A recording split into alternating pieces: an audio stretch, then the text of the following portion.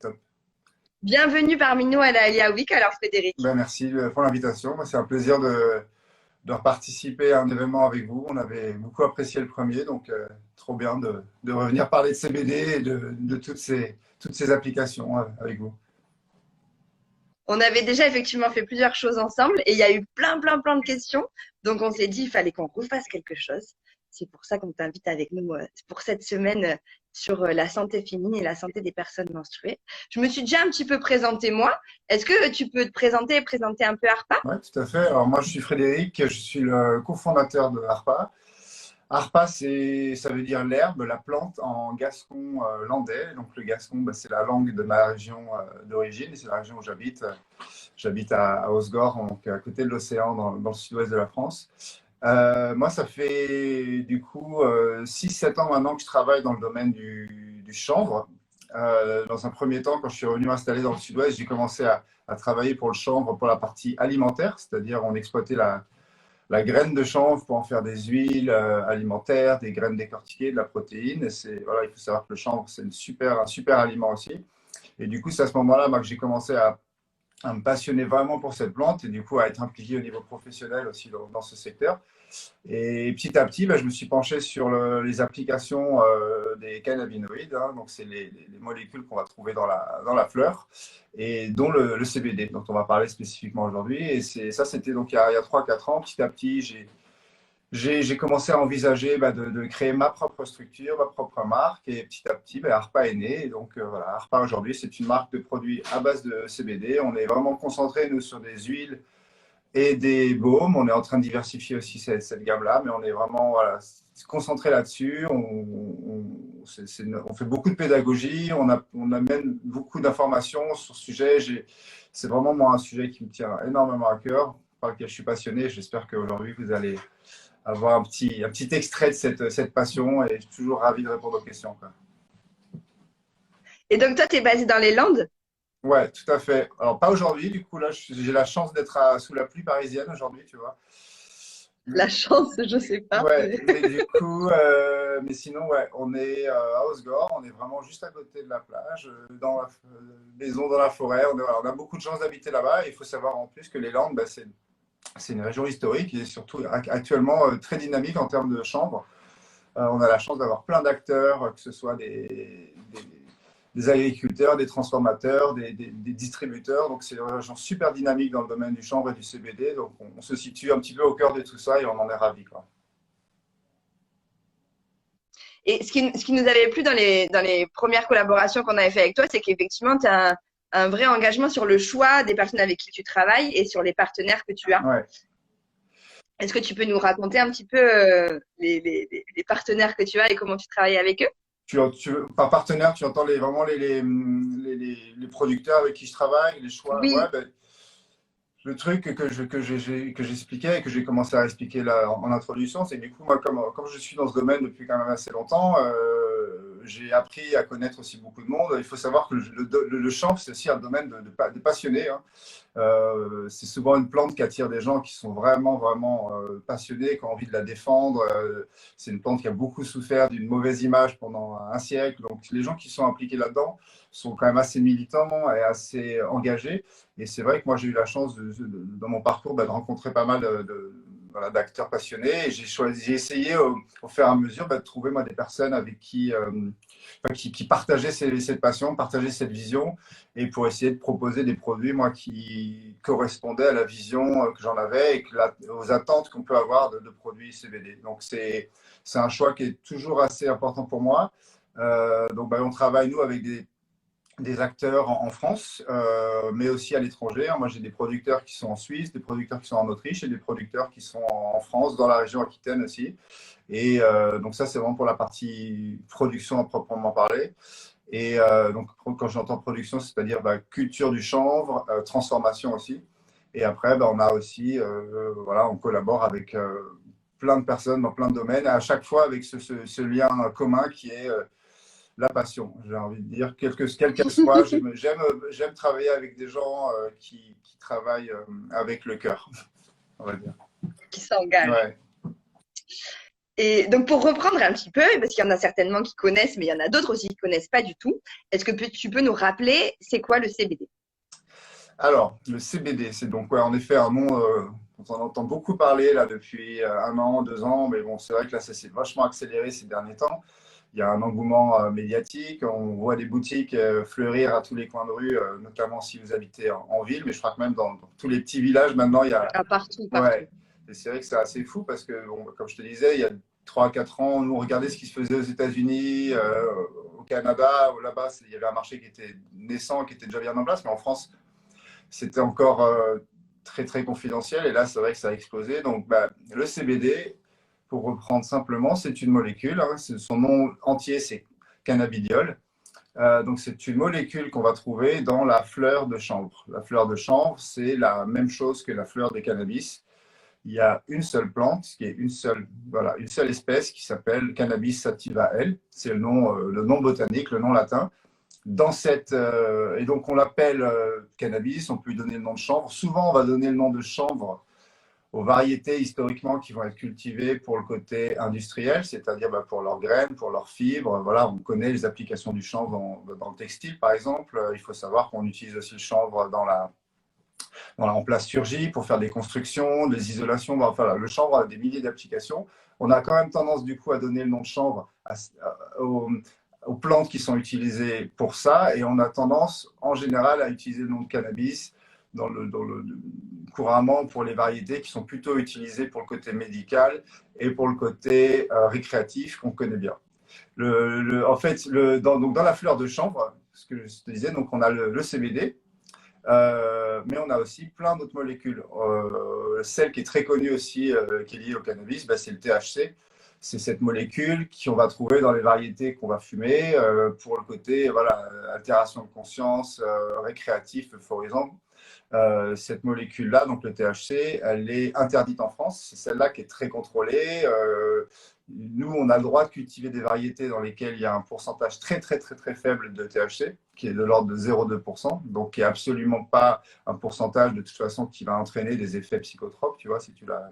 Ça, c'est ce que tu cultives toi ou c'est le maximum qu'on a le droit, Alors, 0,2%? 0,2%, c'est les variétés desquelles nous, on va tirer les principes actifs comme le CBD. C'est-à-dire qu'en France, hein, il faut savoir qu'il y a des dizaines, il y a 20 000 hectares à peu près, encore certainement beaucoup plus là, depuis 1 an, qui sont cultivés de chanvre. Alors, pour et toutes ces variétés-là, le maximum de THC que tu vas pouvoir retrouver, c'est 0,2%.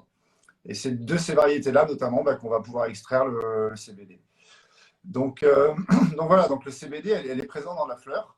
C'est pour ça qu'aujourd'hui, tu peux avoir dans les boutiques de CBD, tu vas retrouver de la fleur CBD hein, qui a la même tête que la fleur classique avec du THC, sauf que bah, il n'y a pas de THC et il y a une autre molécule donc qui est le CBD. Et ce CBD, ben, aujourd'hui, donc on est capable de l'extraire de la fleur pour en faire différents produits qu'on va pouvoir administrer de différentes façons et qui vont pouvoir avoir des usages d'ordre bien-être, on va dire. Voilà. On ne peut pas. Et en fonction de comment c'est consommé, si c'est plutôt en baume ou en goutte, tu vas nous dire effectivement quelles sont les différentes formes. Il y a des effets qui sont différents. Alors voilà, ça peut être une très longue discussion à ce sujet-là. De toute façon, en préambule, ce qu'il faut dire, c'est que c'est très difficile de dire exactement voilà ce que va faire le CBD. Ça reste une plante, chacun est différent, peut réagir de façon différente aussi. Donc il faut toujours être prudent, surtout que nous, bah, on n'est pas médecin, on n'est pas thérapeute. Donc il faut quand même qu'on soit toujours très prudent par rapport à des promesses d'ordre thérapeutique, bien entendu. Pour autant, voilà, on peut constater quand même des usages qui peuvent être différents pour des besoins différents, avec des résultats différents. Mais ça peut être aussi une expérience assez personnelle. Ça reste, comme je te disais, une plante qui peut être un peu comparable aussi à un adaptogène dans un sens. Donc finalement, chacun peut avoir une réaction différente aussi en fonction de ses besoins physiologiques. Et on peut le consommer sous quelle forme alors? Alors, bah, du coup, le CBD, comme je te disais, à la base, c'est présent dans la fleur. Donc, tu peux, si c'est une forme qui te convient, l'utiliser sous forme de fleur, hein, c'est-à-dire fumée. Moi, de toute façon, la forme fumée, ce n'est pas quelque chose que je peux recommander parce qu'elle implique bah, l'usage de la combustion, elle implique souvent l'usage de tabac, qui est donc pas du tout une forme thérapeutique à mes yeux. Bon, pour autant, il y a des façons de consommer la fleur directement de façon plus saine, hein. Il y a des gens qui utilisent ce qu'on appelle des vaporisateurs. Donc ça, c'est une forme qui est possible. Donc c'est vraiment la forme brute. Et après, bah, tu as des formes dérivées, c'est-à-dire que tu peux du coup extraire, comme je t'expliquais, les principes actifs de la fleur et les utiliser dans différents types de produits.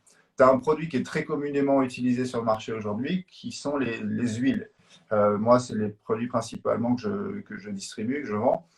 Donc les huiles, c'est tout simplement une extraction des principes actifs que tu as dans la fleur. Donc on a le CBD, mais on a aussi en fait plein d'autres molécules qui sont autour. Ça, c'est super intéressant. Je pense que j'y reviendrai un petit peu plus tard. C'est-à-dire que en fait, le CBD, il est pas tout seul dans la fleur. Il y a aussi d'autres molécules auxquelles on prête moins d'intérêt, mais en fait qui ont aussi un rôle important, notamment quand elles sont ensemble et qu'elles agissent en synergie en fait.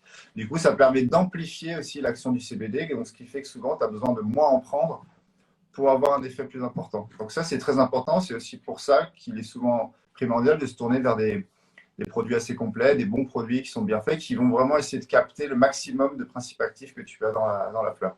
Donc tu as cette forme d'huile. Ces huiles, donc c'est des huiles en général qui sont sublinguales, donc c'est des gouttes que tu vas mettre directement sous ta langue pour avoir une diffusion par les muqueuses dans ton système.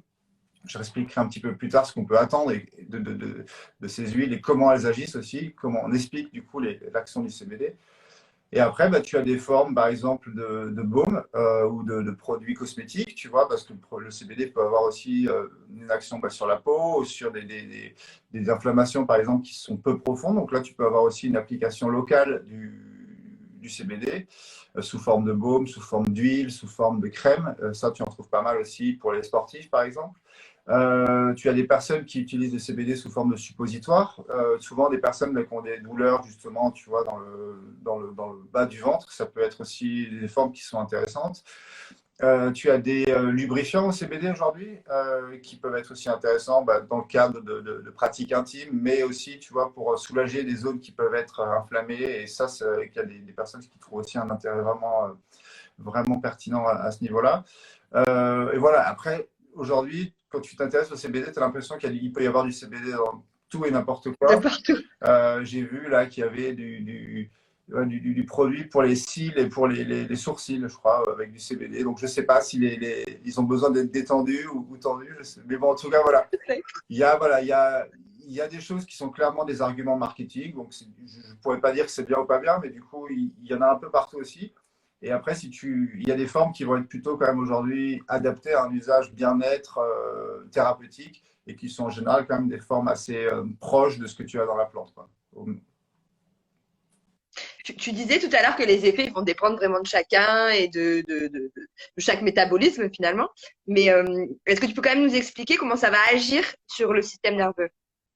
Alors, plus que sur le système nerveux, en fait, ce qui rend le CBD super intéressant, en fait, c'est qu'il va agir sur un système central, sur un système clé de notre organisme qui s'appelle le système endocannabinoïde. Je prends le temps pour bien le prononcer parce que c'est un système qu'on ne connaît pas trop et qui peut paraître un peu barbare comme ça, alors qu'il est primordial dans notre corps.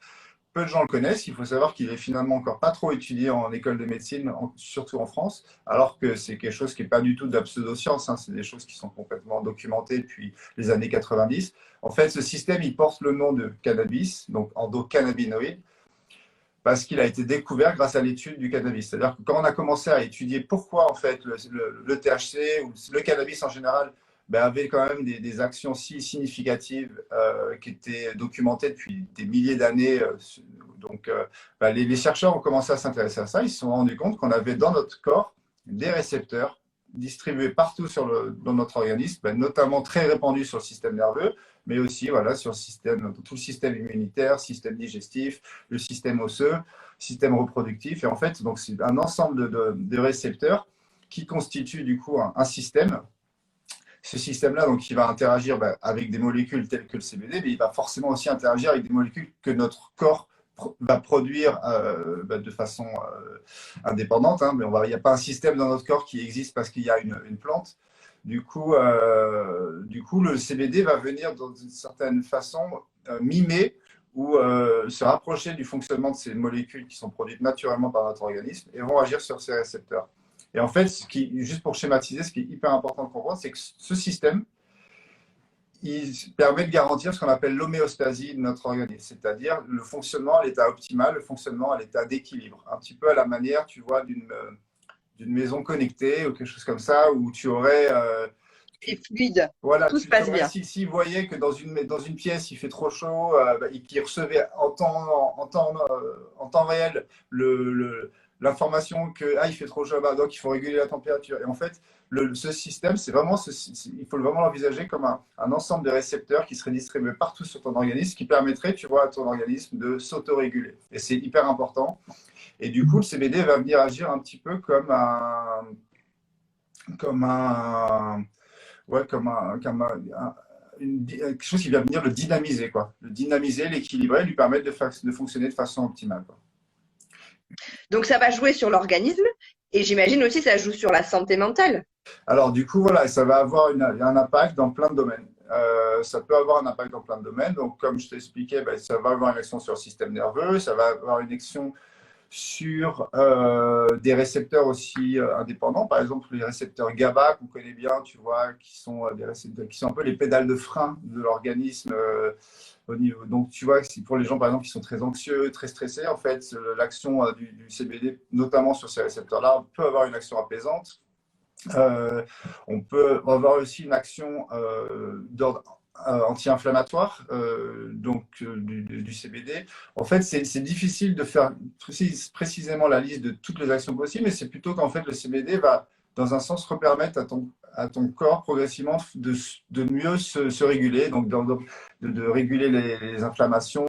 Euh, En général, pour des irrégularités d'ordre hormonal aussi, elles peuvent être impactées par l'usage des CBD. Donc ça, c'est des choses qui vont être, ouais, qui peuvent être constatées, quoi. Donc, pour tout type de trouble, on peut tester sur soi si ça peut fonctionner. Ça peut être donc sur l'anxiété, sur les troubles du cycle, sur des douleurs d'endométriose, sur des troubles du sommeil. On peut tester. Ouais, tout à fait. Je pense que cette phase de test, elle est primordiale. C'est-à-dire que moi, c'est de toute façon ce que je recommande en général aux gens. Je leur fais jamais de promesses. Je leur dis juste tester, que ce soit même voilà, des types de produits, des types de dosages, pour des besoins ou un autre. Il faut passer par cette période d'expérimentation personnelle, voir aussi comment on réagit, voir quels sont les dosages qui sont adaptés à chaque besoin. Et en fonction de ça, voilà, voir si on est très réactif ou si c'est pas le cas. Parce qu'il y a des gens voilà, qui vont être très réactifs au CBD très rapidement. Et chez d'autres personnes, ça va être beaucoup plus subtil, voire décevant, et du coup, où ils vont avoir besoin de beaucoup plus de produits, beaucoup plus de temps. Du coup, cette phase de test, cette phase de l'appréhension du produit, elle est super importante aussi. Si on souffre de troubles anxieux, par exemple, on a beaucoup d'anxiété, etc., et qu'on veut tester, qu'est-ce que tu conseillerais au départ, sans se connaître forcément, sans savoir quels effets ça a? C'est la première fois qu'on veut essayer. Tu conseilles quoi? Bah, sur ce type de trouble, moi, je suis plutôt d'avis d'essayer de l'intégrer comme un peu à une routine, c'est-à-dire d'essayer d'être assez régulier, pas se dire, bon, bah, je le prendrai juste de temps en temps quand je sens que j'ai de l'anxiété et du stress, mais déjà, dans un premier temps, essayer de l'intégrer à une routine, donc tu peux en prendre une, deux, trois fois par jour. Tu peux vraiment commencer par des tout petits dosages. Et en l'intégrant comme ça à ta routine, essayer de voir déjà de quelle façon ça impacte l'apparition, par exemple, de tes crises d'anxiété. Est-ce qu'elles sont plus espacées? Est-ce qu'elles sont plus fortes, moins fortes? Est-ce qu'elles existent toujours? Et en fait, en fonction de ça, rapidement, tu arrives à identifier, comme je t'expliquais, la façon dont tu réagis sur toi. Et peut-être que rapidement, tu peux trouver que toi, tu n'utilises que le matin, que le soir, ou vraiment dans les périodes où tu sens que tu vas avoir une journée très stressante, ou tu sais qu'il y a des choses qui risquent de rendre anxieux. Bon, c'est pas toujours facile, on sait que l'anxiété, j'en ai souffert aussi, tu vois, je sais que c'est quelque chose des fois dont tu sais pas trop d'où ça vient et c'est compliqué de l'anticiper. Donc du coup, bah, ça peut être vraiment pas mal d'intégrer le CBD vraiment comme une forme de complément alimentaire, comme je te disais, quelque chose que tu peux comprendre, que tu peux prendre régulièrement avec le minimum de dosage possible. Il faut vraiment garder cette idée aussi en tête. L'idée, c'est pas d'en prendre toujours plus avec les produits les plus forts en pensant qu'un produit fort va avoir une action plus forte. C'est pas le cas. Du coup, essayez plutôt de trouver voilà, le dosage minimum avec le bon produit qui peut avoir un impact sur tes besoins. Et quand tu le prends comme ça de façon régulière, est-ce que tu peux avoir je sais pas si ça, est-ce que tu peux avoir, tu peux devenir un peu accro? Au même titre que le chocolat, on peut avoir une addiction au chocolat. Est-ce qu'on peut avoir une Alors, addiction au alors, on va pas du CBD? tout avoir les mêmes mécanismes, hein. Le chocolat, ça joue clairement aussi sur la dopamine, comme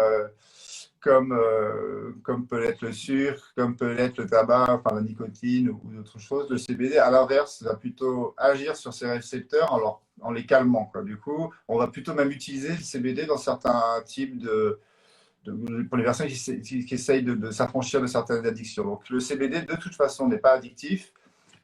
Tu vas pas développer de tolérance, c'est-à-dire, comme je te disais, tu vas pas avoir besoin de plus de.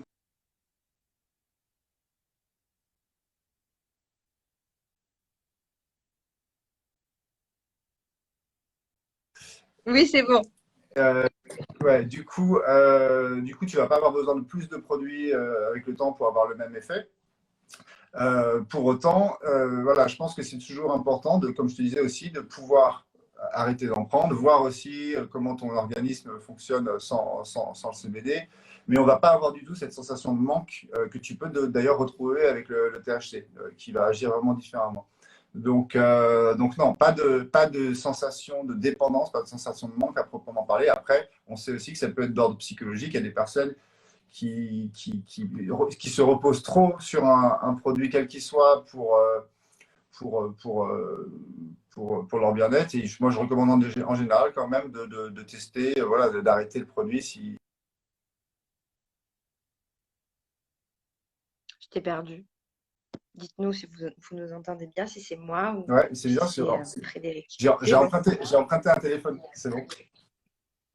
Pardon, excuse-moi. Et on a une question d'Apolline, si je dis pas de bêtises, qui nous dit est-ce que par exemple pour un événement stressant tel un examen, on peut le prendre en one shot comme les fleurs de bac? Ouais, tout à fait. Tout à fait. Il y a des personnes qui l'utilisent juste avant un examen et ça fonctionne très bien dans ce cadre-là. Par contre, ce que je peux recommander quand même en général, c'est pas de le tester la première fois dans ce cadre-là. Tu vois, c'est quand même toujours bien de l'avoir déjà un peu appréhendé, de voir déjà comment ça agit sur toi. C'est comme, voilà, je recommande aussi que les premières fois, prenez-le plutôt en fin de journée. Voyez déjà si ça vous a rendu plutôt somnolent, si ça vous a énergisé. C'est difficile de le dire. Donc, pour la première fois que vous l'utilisez, faites-le dans une journée où vous êtes assez tranquille, où vous pouvez déjà bien être à l'écoute de votre corps et essayer de vraiment comprendre comment ça agit sur vous, quoi. Est-ce qu'il y a des contre-indications, des personnes où vraiment tu leur dis non, non, vaut mieux pas en prendre? Nous, on ne peut pas de toute façon recommander aux personnes, aux femmes enceintes, par exemple. C'est la question d'Angélique justement. Est-ce que Ouais. c'est possible pendant la Alors, grossesse? ça, c'est vraiment voilà, de la précaution qu'on doit prendre. Nous, encore une fois, on n'est pas médecin, on n'est pas thérapeute, donc il n'est pas question qu'on puisse s'engager à ce niveau-là. Bien que, pour la petite anecdote, on retrouve dans le lait maternel des endocannabinoïdes, hein, donc des cannabinoïdes qui sont produits naturellement par l'organisme et qui sont absolument fondamentaux dans le développement du bébé et même au niveau embryonnaire au moment où la mère porte l'enfant dans son ventre. Donc, il y a peu de chances que ça ait un impact, mais pour autant, nous, on ne pourra pas le recommander. Après on doit prendre des précautions aussi forcément pour les personnes qui utilisent beaucoup de médicaments par ailleurs, qui vont être suivies pour des troubles plus ou moins chroniques. Il n'y a pas beaucoup de contre-indications avec l'usage du CBD. Ce qu'on va recommander de toute façon en général, c'est de bien espacer la prise de médicaments avec celle du CBD. Donc ça va être au moins 2 heures pour que le médicament ait bien le temps de métaboliser et que le CBD ne fasse pas d'interaction. Il peut y avoir quand même des personnes qui doivent se renseigner davantage, surtout pour les personnes qui utilisent des médicaments pour le cœur, des anticoagulants, des médicaments pour lesquels l'usage du pamplemousse peut être voilà, déconseillé aussi, juste parce que le pamplemousse et le CBD. Donc si on nous déconseille le pamplemousse, on nous déconseille aussi le Ouais, il CBD. faut mieux éviter dans ce cas-là ou vraiment faire en sorte de l'utiliser longtemps après, quoi. C'est juste simplement, ça s'explique par le fait que le CBD va agir sur une enzyme dans le foie au même titre que le pamplemousse. C'est une enzyme qui va permettre de métaboliser certains médicaments. Et du coup, si tu viens altérer ce métabolisme, ça peut impacter l'action du médicament, ce qui n'est pas forcément souhaitable. Du coup, ça, c'est des choses sur lesquelles il faut faire attention.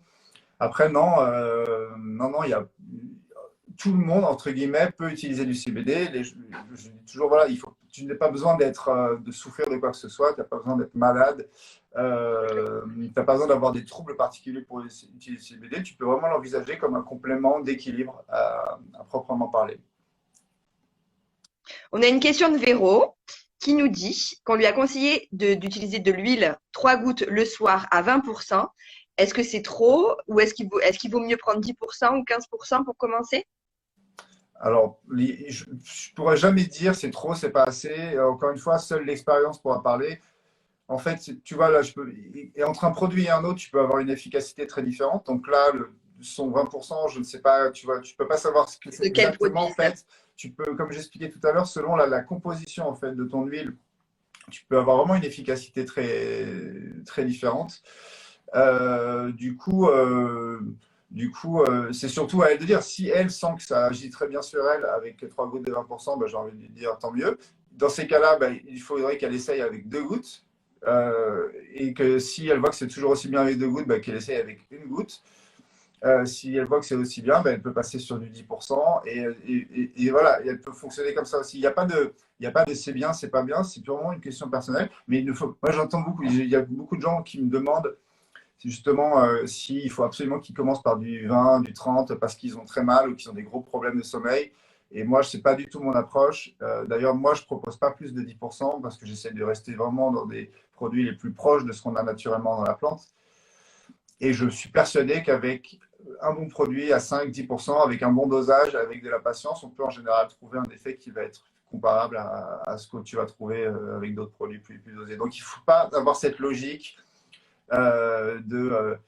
tu vois, besoin important, dosage important. C'est pas forcément comme ça que ça fonctionne avec le CBD. Pour revenir sur les gens qui peuvent ou qui ne peuvent pas en prendre, on a plusieurs questions autour des enfants. Est-ce que les enfants peuvent en prendre en cas de douleur et est-ce qu'il y a un âge minimum? Alors c'est toujours pareil. C'est là, moi, il faut rester prudent aussi parce que on se doit de l'être. Après, il y a des enfants, il y a plein d'enfants qui en prennent. Alors, pour des douleurs, j'ai jamais trop eu l'usage, moi, sur des enfants pour des douleurs. J'imagine que pour des douleurs de type inflammatoire, des douleurs de type neuropathique, tu vois, même des douleurs de dents, des choses comme ça, je sais que ça fonctionne bien. Du coup, bon, il n'y a pas de raison que ça ne fonctionne pas aussi bien sur les enfants. Ce qu'il faut savoir sur les enfants, c'est que de toute façon, il faut vraiment envisager des dosages plus faibles aussi, commencer encore plus faibles que chez les adultes et être d'autant plus patient et vraiment d'autant plus en observation aussi de l'action sur les enfants. Après, voilà, il y a beaucoup de familles qui l'utilisent aussi pour des enfants qui sont épileptiques. Alors là, pareil, c'est des usages qui sont très accompagnés, même hein, au niveau médical.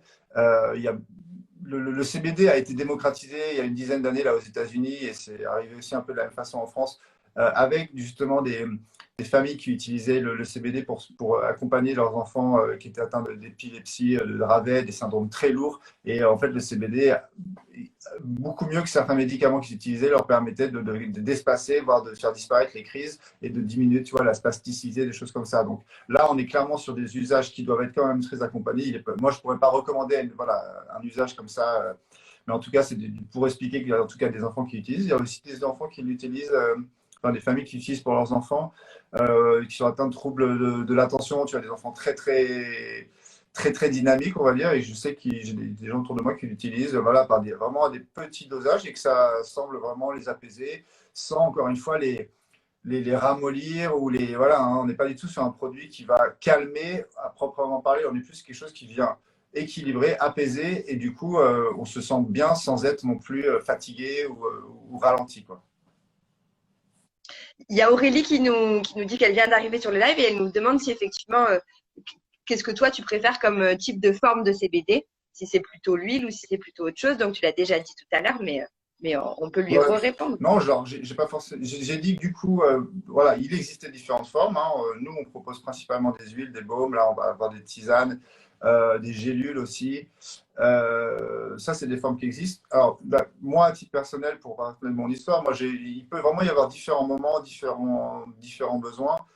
Euh, en général, quotidiennement, moi, je suis plutôt tourné vers la forme d'huile. C'est vraiment quelque chose qui est entré dans mon usage, là, dans mes habitudes bien-être, il y a maintenant 3 à 4 ans. Quoi. Du coup, même avant que je commence à lancer ce projet, du coup, je l'ai quand même vraiment testé pour moi et voir comment ça m'impactait. Du coup, moi, l'huile, c'est vraiment quelque chose que j'apprécie, tu vois, que j'utilise le matin après le café. Je me sens plus focus, tu vois, quand je travaille, moins perturbé mentalement, tu vois, par une sorte de petite voix dans la tête qui vient un peu, bon, voilà, parce que je suis ce type de tempérament, tu vois, voilà, qui peut être un peu hyperactif aussi mentalement. Donc moi, ça me fait beaucoup de bien là-dessus et je l'utilise aussi, tu vois, dans le cadre de ma pratique, des pratiques sportives. Du coup, tu vois, avant, après le sport, pour la récupération musculaire, moi, je trouve que c'est quelque chose qui m'aide énormément. Donc moi, l'usage de l'huile au quotidien, c'est quelque chose que moi, je recommande. Et donc, tu parlais de sport là. Est-ce qu'on peut conduire une fois qu'on en a pris? Oui, alors du coup, dans ces produits-là, il y a pas de THC, encore une fois, qui est donc la molécule qui va être aussi interdite et qui va être détectée hein, sur les contrôles routiers, par exemple. Donc, déjà, il n'y a pas de risque à ce niveau-là.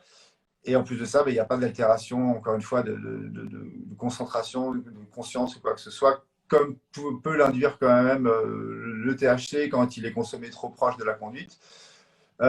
Du coup, non, non, avec le CBD, il n'y a pas de risque à ce niveau-là. Voilà. Mais encore une fois, la première fois où vous en prenez, ne le prenez pas avant de conduire 8 heures tout seul. C'est quand même ce que je recommande aussi, parce qu'il y a des personnes qui vont trouver que le CBD va être quand même un peu sédatif sur eux, très, très, très calmant. Du coup, c'est quand même mieux, les premières fois en tout cas, de le tester dans un cadre où vous n'êtes pas au volant, quoi. Et par rapport à l'huile aussi qu'on peut utiliser, j'ai une question. Si on peut l'utiliser dans des recettes, est-ce que ça va changer en fonction de la cuisson? Bah, ouais, alors l'huile, il faut savoir quand même, c'est des huiles qui sont assez fragiles, notamment pour la cuisson. Nous, on utilise des huiles de graines de chanvre, notamment pour diluer après l'extraction. Bah, ces huiles de graines de chanvre, elles sont très riches en acides gras, donc c'est pas forcément en acides gras oméga 3, oméga 6. C'est pas forcément des huiles de cuisson du coup. Ouais.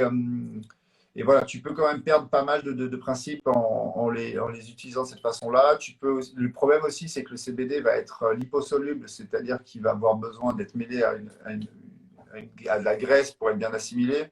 Donc, dès que tu commences à l'utiliser sous ces formes-là, ce n'est pas forcément les formes les plus optimales, on ne va pas se mentir.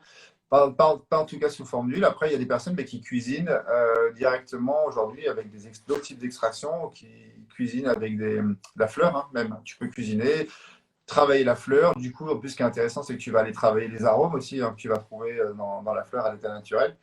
Et ça, ouais, de plus en plus. Et ça, je pense que c'est vraiment un des gros sujets de l'année prochaine. On voit déjà à droite, à gauche, de plus en plus de chefs qui travaillent avec ouais, qui l'utilisent. Je fais un petit coucou d'ailleurs aussi à une personne qui s'appelle Linda Louis, qui a écrit un super bouquin, c'est à ce titre-là, qui s'appelle Super Chambre et CBD.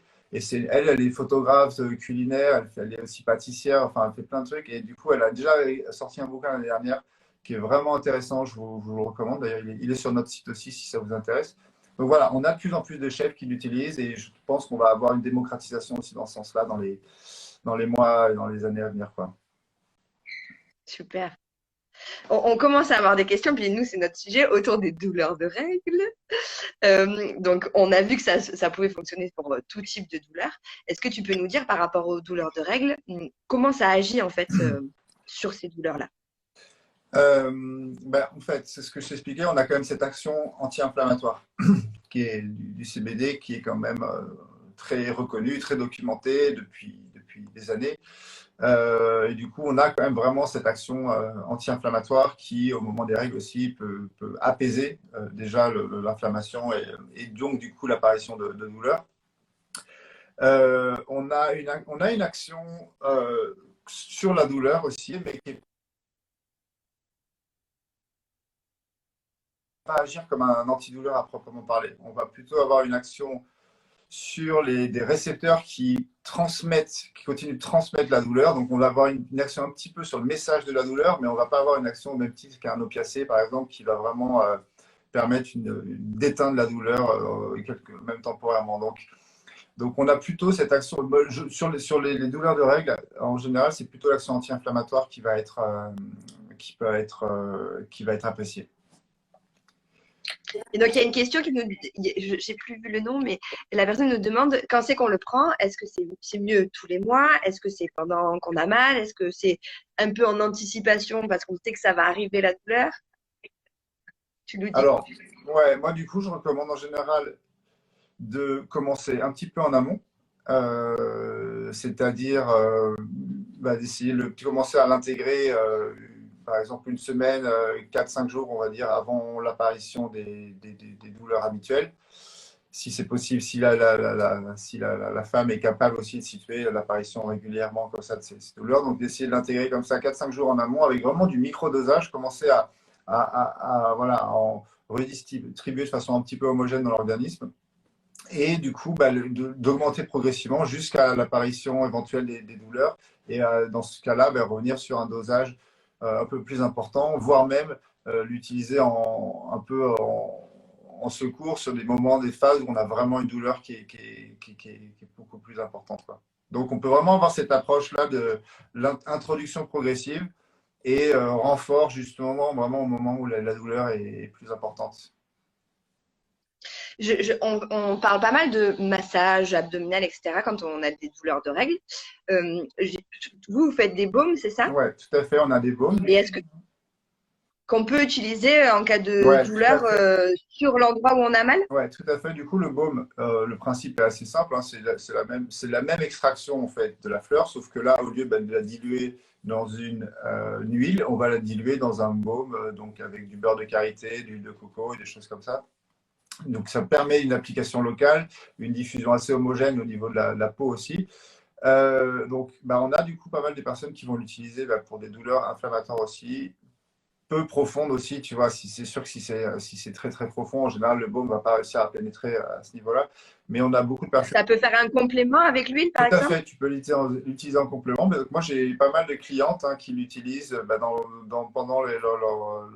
au moment de douleur, enfin des cycles menstruels pour apaiser leur douleur, donc avec une application locale du baume. J'ai des personnes qui l'utilisent aussi dans le cadre qui souffrent d'endométriose aussi, qui l'utilisent localement et qui me font vraiment des super retours sur l'usage de ce baume localement à ce niveau-là. Donc voilà, ça c'est aussi un usage qui est possible et ce baume il va être souvent utilisé aussi pour des personnes qui souffrent, tu vois, de douleurs articulaires, arthrose, voilà, on va avoir une action qui peut être intéressante aussi et des douleurs et des inflammations, affections de la peau aussi, dans le sens où la peau aussi elle va être vachement riche en récepteurs cannabinoïdes et va vachement bien interagir avec le CBD. Du coup, tu vois, tu vas avoir une sensation d'apaisement aussi pour les personnes qui ont des démangeaisons, pour les personnes qui font de l'eczéma, du psoriasis, des infections cutanées, inflammatoires aussi. On peut avoir une action apaisante et anti-inflammatoire. Même pour les zonas, etc., tout ça? Voilà, là, j'ai eu des bons retours aussi là-dessus. Après, toujours, je préfère être super prudent, dire aux gens, là-dessus, Consulter un médecin. ouais, ou en tout cas, même sur ça, soyez. Moi, je ne vous ferai pas de promesses à ce niveau-là. Par contre, si c'est le cas, essayez déjà commencer avec une petite zone, commencer avec une petite partie pareil pour l'acné, par exemple, j'ai des personnes qui m'ont dit que ça marchait super bien, même du moins sur leurs enfants sur l'acné. Je recommande quand même de ne pas se tartiner tout le visage dès la première fois, mais plutôt déjà essayer sur une petite zone, voir déjà comment ça réagit, quoi. Il y a Juju qui nous demande est-ce qu'on doit prendre l'huile de CBD pendant, avant, après les repas? Alors, moi, ma philosophie, c'est de le prendre plutôt après les repas. Dans le sens où, comme je te l'expliquais, le CBD va être liposoluble, c'est-à-dire qu'il va bien se mêler aux graisses, et plus il va rencontrer des graisses sur son passage, on va dire, plus il va être absorbé par ton organisme. Du coup, quand tu viens de manger, en général, tu as encore un peu de graisse dans la bouche, notamment sous la langue, dans les muqueuses, qui est la partie où tu vas mettre tes gouttes de CBD. Du coup, en général, tu as une absorption qui est améliorée à ce moment-là. Parce qu'on est quand même, on essaie d'optimiser finalement l'absorption du produit. Parce qu'il faut savoir qu'entre la goutte que tu mets dans ta bouche et la quantité qui va être effectivement absorbée par ton organisme, en fait, tu vas beaucoup en perdre, quoi. Du coup, l'idée, c'est quand même de réussir à trouver une forme qui va être la plus absorbée possible, quoi. Et souvent aussi, quand tu prends après les repas, le goût va être un petit peu atténué. Parce qu'on a des huiles qui peuvent être assez fortes aussi. Non, c'est fort. Certaines huiles qui peuvent être assez puissantes. Bah, quand tu le prends après le repas, en général, le goût est assez neutralisé, quoi. Super. On a une autre question aussi, je crois que de Juju aussi, qui nous dit comment on choisit bien son CBD, comment on sait que la petite boutique qui est en bas dans notre village, elle fait du bon CBD. C'est quoi les critères? Bah, c'est une question qui est pas évidente. Je crois qu'on en avait déjà parlé il y a 6 mois et j'ai pas beaucoup plus de réponses. Parce que, bah, comme je disais aussi, c'est qu'il y a tellement aujourd'hui de projets, tellement de boutiques que c'est difficile de généraliser. Sans jeter la pierre à qui que ce soit, voilà, il faut aussi savoir que tout le monde ne vient pas dans ce marché avec les mêmes intentions. Ça amène beaucoup d'intéressés aussi, des gens qui viennent pas voilà, qui font pas les choses avec les mêmes valeurs. Du coup, c'est Il n'y a pas toujours la passion. non, mais alors il y a beaucoup de passion. Moi, vraiment, il y en a plein aussi qui se sont lancés, qui sont vraiment passionnés, qui aiment ce qu'ils font. Et vraiment, ça, je le défends tout à fait. Mais du coup, et même il y a aussi beaucoup même de revendeurs, de marques qui sont même pas eux complètement conscients en fait de la qualité des produits qu'ils vendent. Alors, des fois, ils vendent des bons produits, des fois, ce ne sont pas vraiment des produits qui, à mes yeux, en tout cas, sont au optimum. Du coup, bah, moi, je recommande quand même toujours d'échanger un maximum avec la personne qui va vous proposer, vous conseiller. C'est pour ça que le principe des boutiques est intéressant. Voilà, il faut quand même bien sentir que la personne qui vous le propose s'y connaisse. Il ne faut vraiment pas hésiter à poser plein de questions sur l'origine des produits, comment c'est fait. Comme je te disais tout à l'heure, si tu as l'impression que le vendeur essaie de te fourguer forcément le produit le plus cher, le plus dosé, et sans trop te poser de questions, en liant juste un besoin avec une intensité de produit, moi, je me méfierais un petit peu. Parce qu'encore une fois, ce n'est pas la façon dont moi je comprends l'action du CBD sur ton organisme. Donc il y a plutôt comme ça des éléments qui devraient plutôt vous alerter. Si la personne est incapable de vous dire d'où vient son produit, comment il a été extrait, est-ce que parce qu'aujourd'hui, on voit plein de gens qui disent oui, c'est des produits qui sont faits en France, alors qu'en fait, il faut savoir que 98% des produits ne sont pas cultivés en France aujourd'hui, parce que la France est en train d'arriver sur le marché, mais les produits viennent de Suisse, d'Allemagne, d'Autriche, d'Europe de l'Est, de Chine. Certains ne savent même pas d'où ils viennent, et juste parce ils l'embouteillent en France ou ils mettent l'étiquette en France, ils disent que c'est des produits français. Donc, il y a aussi beaucoup de. Voilà, il faut avoir un peu de prudence. Donc ça, c'est vraiment pour le côté confiance quand même à avoir vis-à-vis des vendeurs. Et après, bah, par rapport au type de produit, qualité, comme je te disais aussi, essayer de se tourner vers les produits qui vont être les plus proches de la plante quand même, le produit les plus naturels. Euh, Parce que du coup, bah, Donc les moins dosés, alors, c'est ton conseil. ça peut être des moins dosés, mais c'est aussi surtout des produits, alors, ce qu'on va appeler des spectres complets, c'est-à-dire vraiment qui vont conserver, tu vois, un spectre d'éléments naturels le plus large possible dans l'extraction. Voilà, le problème aujourd'hui, c'est qu'il y a aussi plein de gens qui disent qu'ils vendent des spectres complets alors que ce n'est pas vraiment des spectres complets. Donc c'est encore vraiment une question de confiance et voilà, moi j'engage toujours les gens à poser des questions. Bah, du coup, moi c'est ce que j'aime faire aussi, tu vois. Donc c'est la façon dont nous on avance. Donc c'est vraiment dans cette défense de la pédagogie autour du sujet, réponse, conseil et pouvoir inspirer. Voilà, les disponibilités, tu vois, c'est beaucoup d'échanges aussi. Donc c'est des gens qui essaient un produit. Moi je les laisse pas dans la nature en disant bon ben trop bien, j'ai fait une vente et c'est fini. Non, moi c'est super aussi de pouvoir échanger. Et je pense que les boutiques, il y en a beaucoup qui font ça aussi et qui apprécient cette partie-là. Donc je pense que ça va être beaucoup d'humains. Et essayer quand même vraiment voilà, de poser les questions et d'être certain que vous avez un produit qui est très naturel, très complet et du coup qui va avoir un potentiel important, quoi. Et donc pour rappel, Frédéric, sa société s'appelle ARPA, parce qu'on nous demande comment tu t'appelles. Alors c'est ARPA. Il Ouais, a un petit compte Instagram qu'on vous mettra. On va mettre la vidéo en replay pour ceux qui n'ont pas tout vu ou qui n'ont pas tout entendu. Et on va poster la vidéo en replay sur notre compte Elia et on mettra le lien vers ton ouais, compte à ben toi. merci. Ça te va? Très bien. N'hésitez pas si vous avez des dernières questions à poser pour des douleurs de règles, des troubles du sommeil, de l'anxiété, du stress. Est-ce qu'on peut l'utiliser sur les animaux? Tu m'avais déjà Ah, bah répondu ouais, à mais cette du coup, tu question. vois, on se demandait tout à l'heure si on l'utilisait sur qui on pouvait l'utiliser. Bah, en fait, tous les vertébrés sont équipés de ce système que j'ai décrit tout à l'heure, qui est le système endocannabinoïde. J'allais le redire. Je l'ai appris par cœur grâce à toi. Endocannabinoïdes, voilà, endogène, c'est-à-dire que c'est à l'intérieur de notre corps et cannabinoïde, encore une fois, parce qu'il a été découvert grâce au cannabis et c'est sur ce système qu'interagit sur lequel agit le CBD. Et du coup, bah, ouais, les animaux aussi hein, sont équipés de ce système qui va avoir plus ou moins le même rôle fondamental de régulation de l'homéostasie, donc de leur équilibre. Alors nous, là, on sort notre huile pour les animaux aussi, tu vois. Alors, en toute transparence, c'est la même chose en fait. Hein. Il n'y a pas une huile, c'est clairement marketé dans le sens où on va quand même utiliser une huile de saumon plutôt qu'une huile de graines de chanvre, tu vois, pour rendre le truc un peu plus. Peut-être pour le goût. Voilà. Parce qu'en général, les animaux peuvent avoir un peu de mal avec des trucs trop d'humains, là, les trucs de huile de graines de chanvre et tout ça. Mais du coup, voilà, c'est une huile qui va être un peu moins dosée parce que bah, les animaux étant quand même en général un peu plus petits, un peu moins lourds que nous, bah, il leur faut quand même. Oui, c'est quand même lié au poids. Ouais, il peut y avoir une question de poids, en tout cas pour commencer. Donc c'est quand même important de commencer avec des dosages bas. Donc c'est sûr qu'un petit chat, tu vas pas y donner tu vas pas commencer en tout cas avec le même dosage.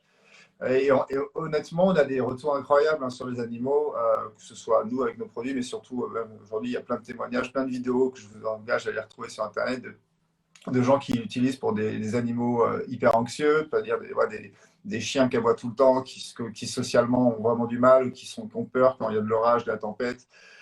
Et les animaux aussi qui souffrent de douleurs inflammatoires chroniques, de l'arthrose chez les vieux chiens, et ouais, ou des animaux qui font de l'épilepsie aussi. Il y a des vidéos sur Internet qui tournent là-dessus. C'est les mêmes types de vidéos qu'on a avec les humains. Donc vraiment, les animaux sont tout à fait sujets aussi à bien réagir avec au CBD, quoi. Super. Si on a envie de retrouver tes produits, on peut les retrouver où?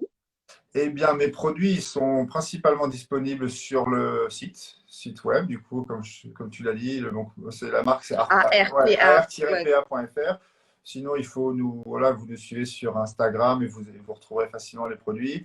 Et après, ben, on a de plus en plus de boutiques aussi hein, qui nous distribuent, des pharmacies. Tu vois, là, j'étais à Paris parce que je suis venu former des pharmaciens aussi qui commencent à distribuer nos produits. Super. Et ça, c'est top parce que pour nous, ça nous permet, alors, on n'est pas les seuls, hein, mais nous, ça permet de vachement légitimer la marque aussi et surtout de commencer à associer, tu vois, le CBD à un produit paramédical aussi. Et du coup, les gens, tu vois, voilà, l'envisagent un petit peu comme un complément aussi à d'autres choses.